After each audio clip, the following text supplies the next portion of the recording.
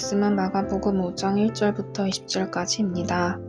예수께서 바다 건너편 거라사인의 지방에 이르러 배에서 나오심에 곧 더러운 귀신 들린 사람이 무덤 사이에서 나와 예수를 만나니라.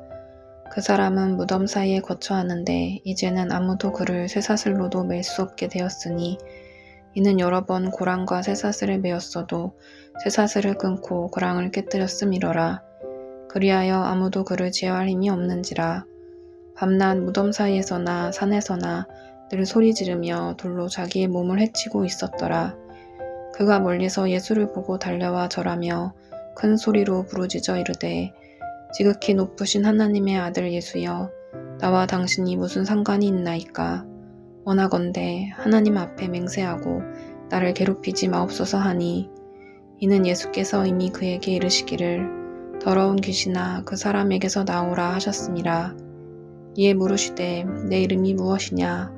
이르되 내 이름은 군대니 우리가 많음이니이다 하고 자기를 그 지방에서 내보내지 마시기를 간구하더니 마침 거기 그 돼지의 큰 떼가 산 곁에서 먹고 있는지라. 이에 간구하여 이르되 우리를 돼지에게로 보내어 들어가게 하소서 하니 허락하신데 더러운 귀신들이 나와서 돼지에게로 들어가매 거의 2,000마리 되는 떼가 바다를 향하여 비탈로 내리달아 바다에서 몰사하거늘 치던 자들이 도망하여 읍내와 여러 마을에 말하니 사람들이 어떻게 되었는지를 보러 와서 예수께 이르러 그 귀신 들렸던 자 곧 군대에 귀신 집혔던 자가 옷을 입고 정신이 온전하여 앉은 것을 보고 두려워하더라. 이에 귀신 들렸던 자가 당한 것과 돼지의 일을 본 자들이 그들에게 알림해 그들이 예수께 그 지방에서 떠나시기를 간구하더라. 예수께서 배에 오르실 때에 귀신 들렸던 사람이 함께 있기를 간구하였으나 허락하지 아니하시고 그에게 이르시되 집으로 돌아가 주께서 내게 어떻게 큰 일을 행하사 너를 불쌍히 여기신 것을 내 가족에게 알리라 하시니 그가 가서 예수께서 자기에게 어떻게 큰 일 행하셨는지를 데가볼리에 전파하니 모든 사람이 놀랍게 여기더라. 아멘.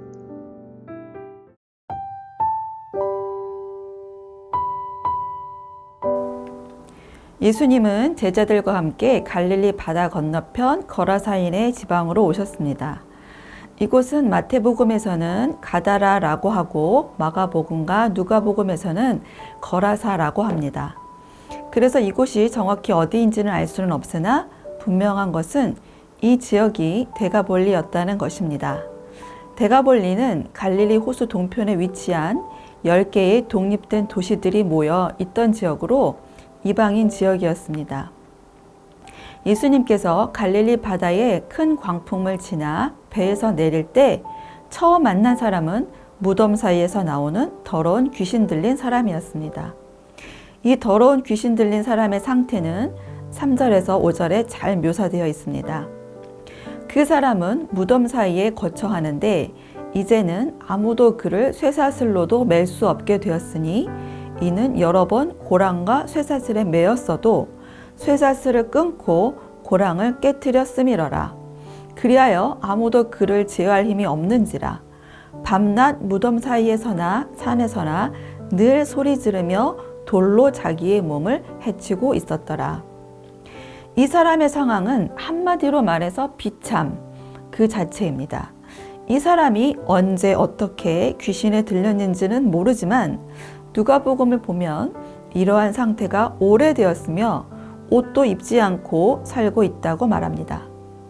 주변 사람들도 제어할 힘이 없어 무덤에서 고립되어 살아가는, 심지어 그 고통이 얼마나 참기 힘든지 자기의 몸을 자해하면서 살던 자였습니다. 그는 귀신의 힘에 지배되어 인간적인 삶을 살 수가 없었습니다. 김병에 장사 없다는 말처럼 그는 가족에게도 버려지고 죽지 못해 사는 인생, 동네의 골칫덩어리, 천덕꾸러기 신세였습니다.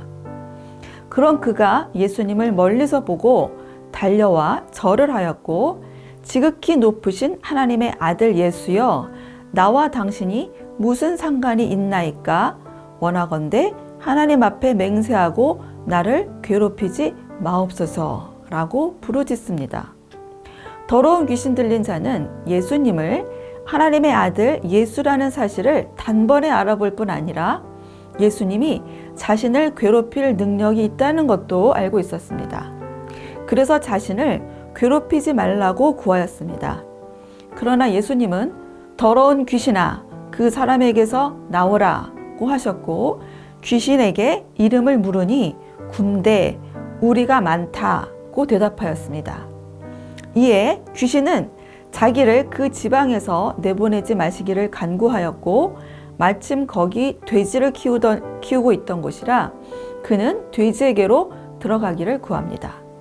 예수님이 그 요구를 허락하시니 귀신들이 나와서 돼지에게로 들어가고 거의 2,000마리 되는 돼지떼는 바다를 향하여 달려 바다에 빠지고 맙니다.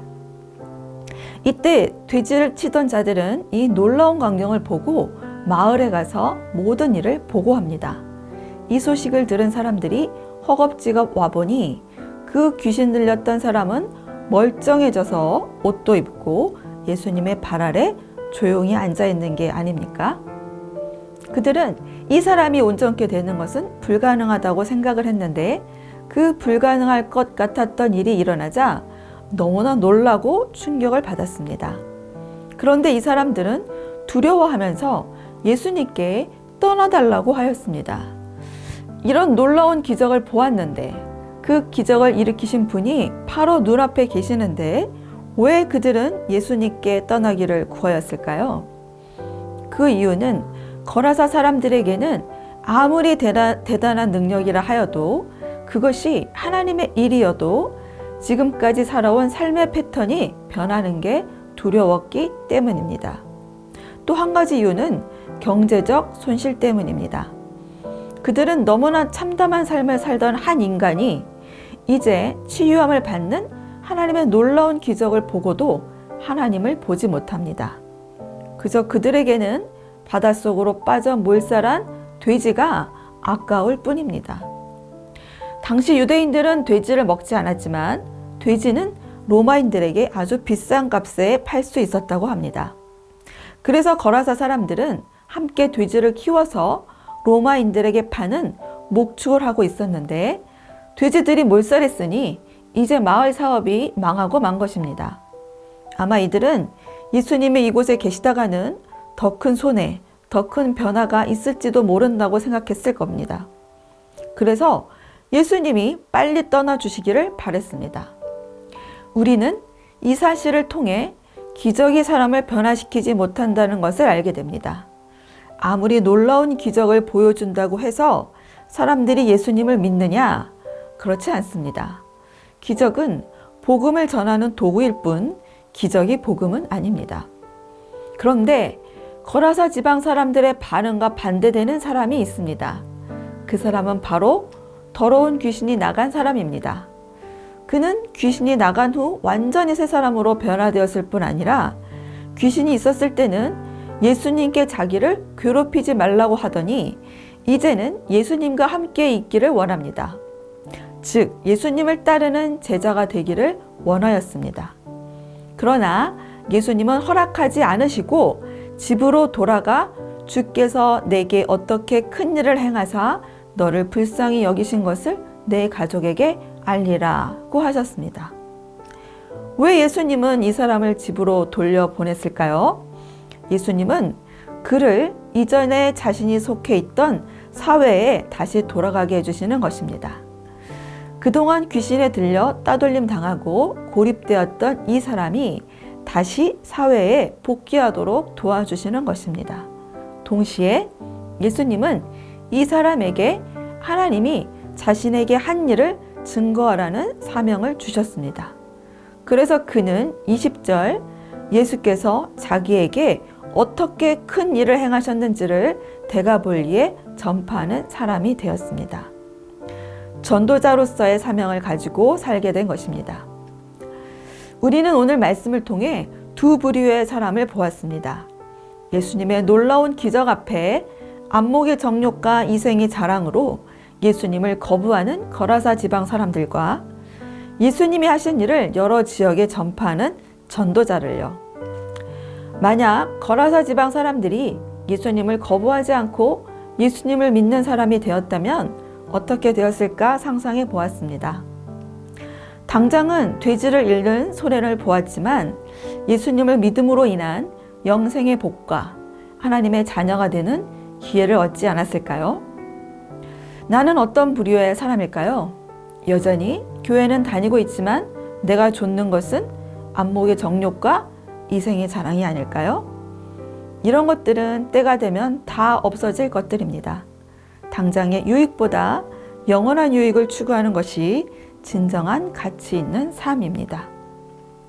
오늘 말씀 생각하며 함께 기도하겠습니다. 내 주변에 견딜 수 없는 여러 고통으로 힘들어하는 지체가 있는지 살피게 하시고 그를 위해 기도하게 하소서. 내가 추구하는 최고의 가치는 무엇이며 그 가치는 내 영혼을 맡길 만한 것인지 살피게 하소서.